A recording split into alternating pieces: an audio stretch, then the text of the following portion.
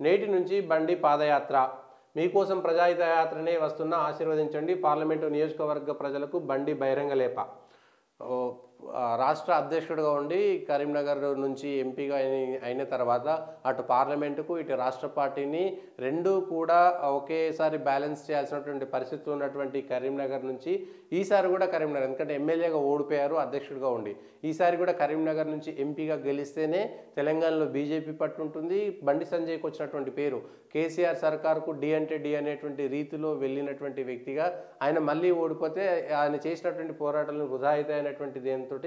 ఆయన తిరిగి ఎమ్మెల్యే ఎలక్షన్స్లో కూడా తక్కువతో ఓడిపోయిండు మళ్ళీ ఎంపీకి సంబంధించిన దాంట్లో కూడా తిరిగి గెలవడం కోసం పాదయాత్ర మొదలు పెట్టుకుంటున్నాడు తెలంగాణకు సంబంధించి ఇటు ఎన్నికల సరంజామా మొదలైంది ఎన్నికలు అసెంబ్లీలో కూడా ఎన్నికలకు సంబంధించిందే ఉంటుంది మూడోసారి ప్రభుత్వ